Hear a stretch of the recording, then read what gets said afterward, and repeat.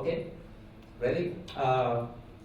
This is an example of collaboration between the development team and the library operations.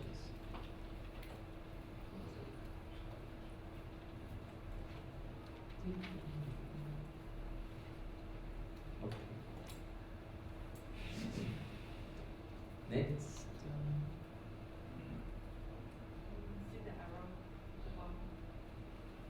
Yeah. No.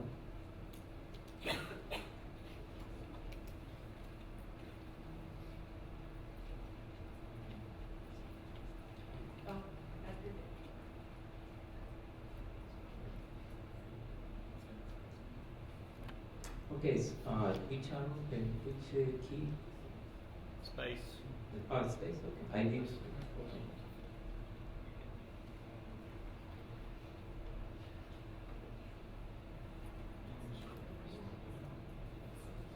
Yeah, but this is okay. Okay. Okay, so the library, one of the libraries is using Windows-based application for label printing, and that is actually part of the some kind of Alma suite. You know, if you go to the Xlyris developer page, there are instructions on how to install that application. So it really works okay. Spinomatic.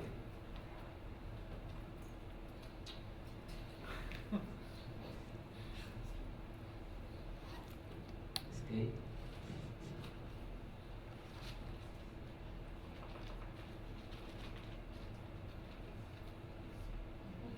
Okay, so I might have to use no, but that's it's going to be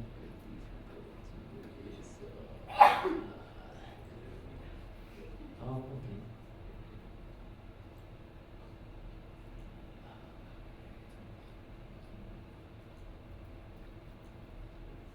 Okay, the documentation for downloading that is in that URL that actually the port is 8080, so that the firewall here at the hotel is not allowing to get there, but this is public, you know, the Spinomatic.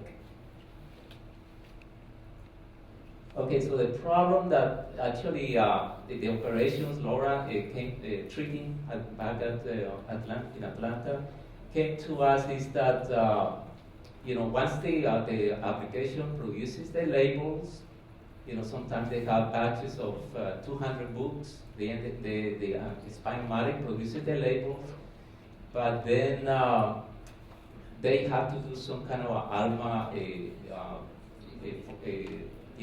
operations. They have to use Alma to place the book, which is newly received, into the Alma final location. So they had to do some Alma based work. So we'll see what kind of for placing the book into the final Alma location. They have to go through some this work order removal. It means change it from this queue to the next queue, and so on. And the reason why it's kind of labor intensive is because the team that is producing the labels and doing the final location, they are handling two work departments.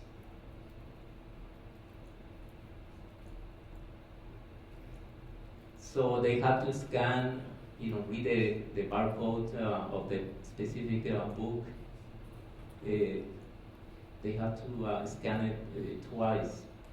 So they came us to, operations came to us because they said, for example, take for a batch of 150 barcodes, they had to go to Alma and do it, scan twice for each one, and apparently that was the typical, kind of a labor, 3.5 hours for 150 barcodes. And I don't know, Laura, we have how many like 100,000 books a year or something like that, easily. Could be. So what the solution that we here at the development team provided was using API to do those two Alma scans, basically. So what they had to do was to just capture the barcodes that were processed, or they received the spine labels, capture the barcodes. The step two was go to a web form that we provided, drop the text file with the barcodes, submit the HTTP request, and just wait for the email saying these are the results. This is what you have to do for all these barcodes. So the only trick that they had to do was to discover a way in Spinomatic to assign really a badge name to that those barcodes, so that they would be easily placed together in a single set to be processed by the web form. So that the only thing they had to do was they learned how to create badge names by using that Spinomatic user field.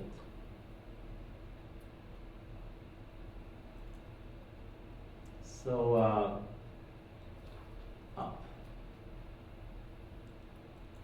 so this is the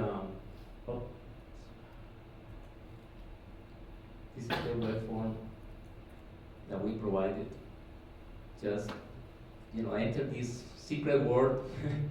They drop the text file with the barcodes. Tell us what the email where you want to receive the spreadsheet with the results.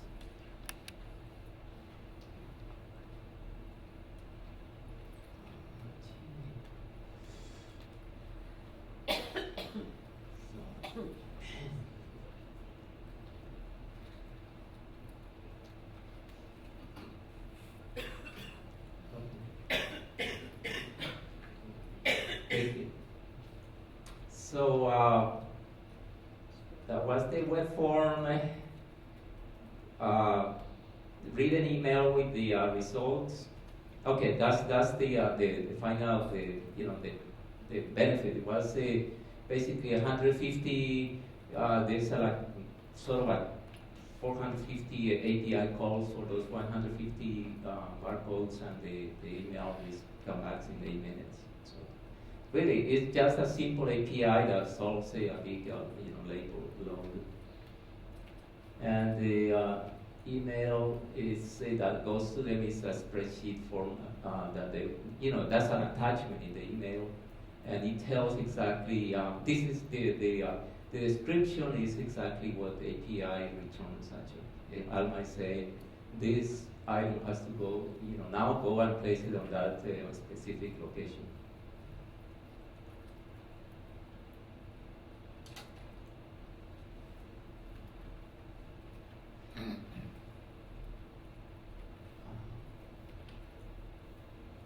Okay, so some of the highlights here is there is a simple configuration file that the Alma URL, the API key, well, this is the system emails. There are failures. It goes to us, comes to us the web form, and then the library step one and library circulation step two. These are specific values that actually allow these API calls to go from one state to the next state. That's what Alma wants to see. So a quick snapshot of the how the form is processed. We do a barcode check, in case the barcode is invalid or there is some kind of entry problem. So we do a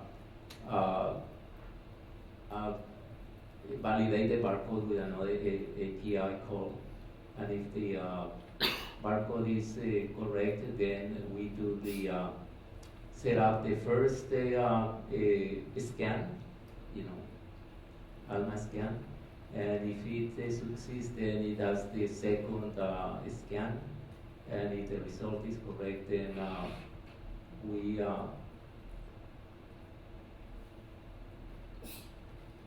we create the result that is coming back from the API that we'll see in a minute. So that's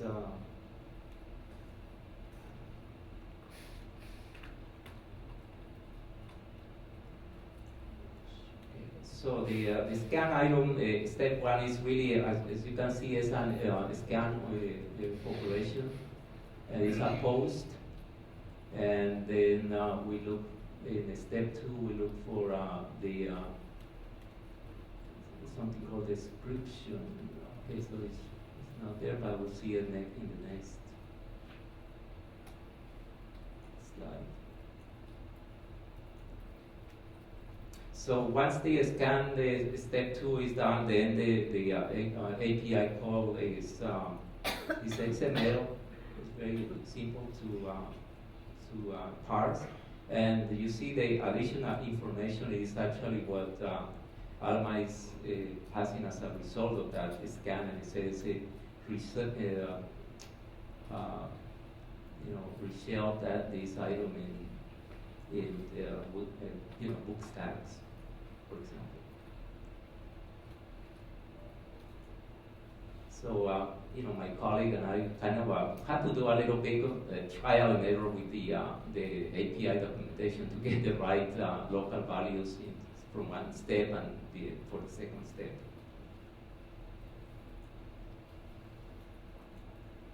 Source code is in GitHub, and that's everything I have to say.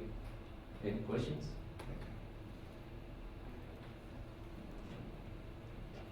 Yeah, I have a question. Over here. Yep. The interface that you showed, it first scans it in out of the acquisitions department, then scans it in at the circulation desk, then runs the printing of the barcode, correct? What I do is there is a single team that actually has, for some reason, two work departments. And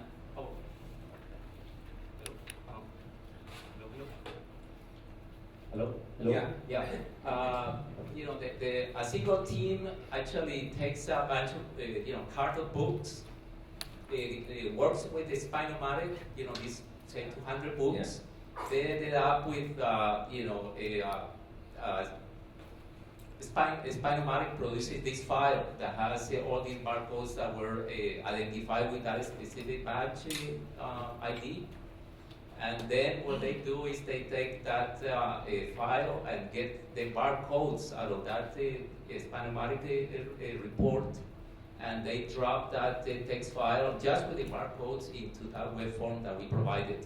Oh, so your web form doesn't print the barcodes. That's done separately in Spinomatic beforehand? Beforehand. Okay, thank you.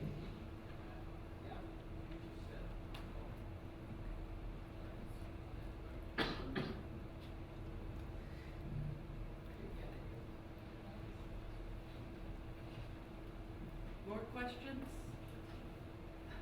Going once? Yes.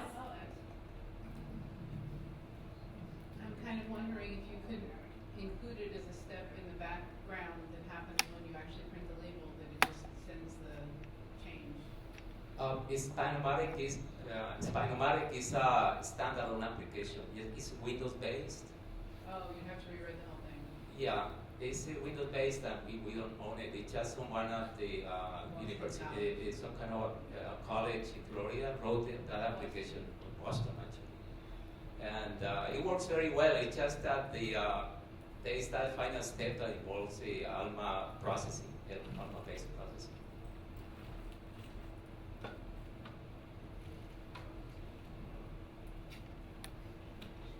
Thank you. Thank you. Any other